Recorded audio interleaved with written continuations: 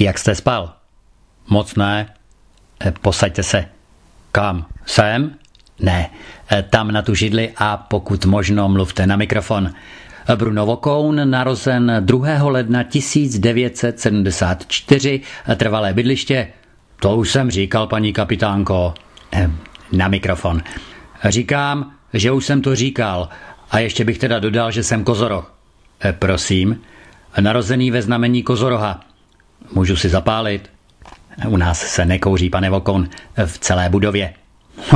Máte to tu jako v Itálii, paní magistro, tam už si taky nevypálíte zobák. V Rakousku, jak kde, v Německu v tom mají zmatek a u nás. Snad, abychom se vrátili na začátek, pane Vokoun. Jako úplně?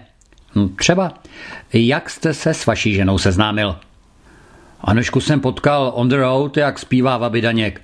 Vez jsem do Itálie vysokozdvižní vozejky a ona stála za Znojmem. Tam, co je ta poslední benzinová pumpa.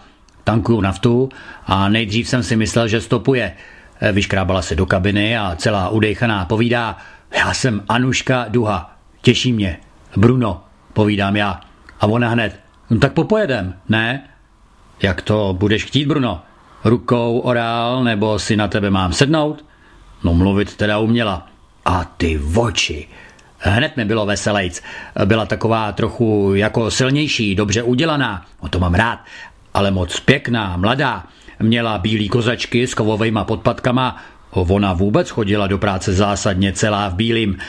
Pak jsem se domák od řidičů, to už jsme měli po svatbě, že jí na trase říkají sněhová koule. Došlo tenkrát ke styku, pane Vokoun? Tenkrát ještě ne, paní kapitánko magistro. Byla to moje první samostatná jízda.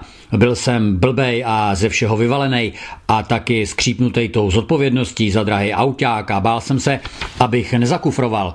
Ale okamžitě jsem se pochopitelně zorientoval, takže celou cestu. Jak vám mám vlastně říkat, paní kapitánko nebo paní magistro?